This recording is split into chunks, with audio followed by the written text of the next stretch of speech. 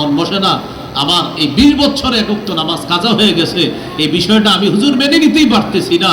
এটা হলো মুমিনের পরিচয়। একজন পাপাচারের নামাজ কাজা হয়ে গেছে, কেউ ভাই নামাজ পড়লেন না, পড়ি নেই, কালকে পড়বো, কি হয়েছে? কালকে আবার জিজ্ঞাসা করছেন, নামাজ পড়লো না, পড়ি নাই, কালকে পড়বো। কেউ ভাই জোহর বললেন না, পড়ি নাই, আসর পড়বো। আসরের সময় বললেন, আসরও তো বললেন না, মাগরিব পড়বো। মাগরিবের সময় এশা পড়বো। এশার সময় জিজ্ঞাসা করছেন, এ ভাই জানতো কালকে পড়বো, জান। 1 সপ্তাহ নামাজ পড়ে না।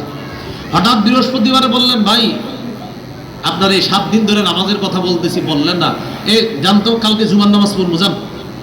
কালকে জুমাও পড়ে নেই। তখন জিজ্ঞাসা করে, ভাই আপনি জুমার নামাজটাও বললেন না, আচ্ছা আগামী জুমায় পড়বো। অর্থাৎ তার কাছে নামাজ পড়া ছাড়া সমান। সে নামাজ মানে মাঝে মাঝে বন্ধুরা ধৈর্য ধৈর্য নিলে হয়তো যায়, কিন্তু নামাজ ছেড়ে দেওয়া, পড়া মানে এটা কোনো ব্যাপার না। ভাই নামাজ পড়ছেন, পড়ছি, কেন পড়ছি? মন চাইছে। পড়েন নাই কেন? মন চাইছি, পড়ি নেই, মানে কোনো ব্যাপার না, মাসি। আর একজন ইমানদারের কাছে এক ওয়াক্ত নামাজ মনে হবে যে এই দুনিয়াও যদি আমার ছুটে যায়, তো এক ওয়াক্ত নামাজ একজন ইমানদারের কাছে মনে হবে এই দুনিয়ার মধ্যে যা আছে এর চাইতে আরো বেশি দামি। এটা আব্দুল্লাহ ইবনে মাসউদ রাদিয়াল্লাহু তাআলা আনহু বলেন, ইমানদার গুনাহকে মনে করে পাহাড়ের মতো, পাপাচার বান্দা গুনাহকে মনে করে মাছির মতো। তাহলে বলেন তো, আজকে থেকে যে কোনো গুনাহকে আমরা কিসের মতো মনে করব? আল্লাহ তৌফিক দান করেন। এই গেল আজকে 4 নাম্বার কথা। 5 নাম্বার কথা, আমার এই 2টি আঙ্গুলের দিকে তাকান। আমি আপনাদের সামনে ঘোষণা করলাম, কারা কারা আগামী 24 ঘন্টায় 100 রাকাত নফল নামাজ পড়বেন। যদি পড়তে পারেন, প্রত্যেককে পুরস্কার হিসাবে একটি মোটর সাইকেল দেওয়া হবে।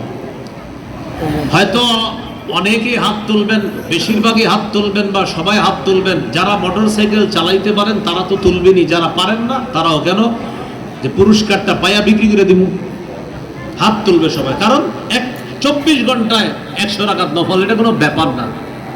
তো এই ব্যক্তি মনে করেন, এই হলো একজন, আরেকজন, এই ব্যক্তি 2 ব্যক্তি, যাই হোক আরেকজন, আরেকটা ঘোষণা করা হলো, ভাই আগামী 24 ঘন্টায় যারা যারা একটা গুনাহ করতে পারবেন না তাদেরকে একটা মোটর সাইকেল দেওয়া হবে।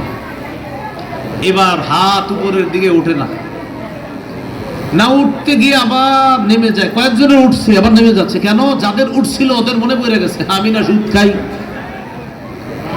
যার উঠতে গেছিল তার মনে পড়ছে আমি না জমির দালালি করে আগামীকালকে একজনের 6 লাখ খাবো।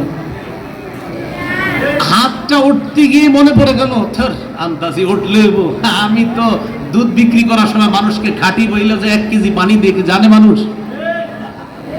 হাত উঠতে গিয়ে ওই ব্যক্তি চিন্তা করে, আমি যে আপেলটা ওজন করে বিক্রি করি আর যে চুপে চুপে পরিমাপে কমাই, মেশিনের মধ্যেও যে কমানোর নিয়ম আছে, এটা কি আর পাবলিক বুঝে?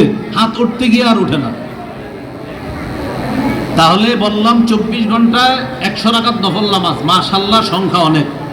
24 ঘন্টা একটাও গুনাহ করবেন না, হাত উঠে না। এখান থেকে বোঝা গেল, এই হলো মনে করেন 24 ঘন্টায় নফল পড়বে 100, আর এই হলো গুনাহ করবে না। এখান থেকে বোঝা যায় 100 রাকাত নফলের চ্যালেঞ্জ দেওয়া সহজ, গুনাহ ছেড়ে দেওয়া কঠিন। কিন্তু নবীজি সাল্লাল্লাহু আলাইহি সাল্লাম বলেন, যেই ব্যক্তি ফরজ নামাজ পড়ে, ওয়াজিব নামাজ পড়ে, নফল নামাজ পড়ে, আবার কিছু নাফরমানি করে, আরেক ব্যক্তি ফরজ নামাজগুলা পড়ে, ওয়াজিব নামাজ পড়ে, কিন্তু নাফরমানি করে না, নফল নামাজ একটু কম পড়ে। আবার এক ব্যক্তি নফলও পড়ে, ফরজ সুন্নত ওয়াজিব সব পালন করে, আবার কিছু নাফরমানি করে।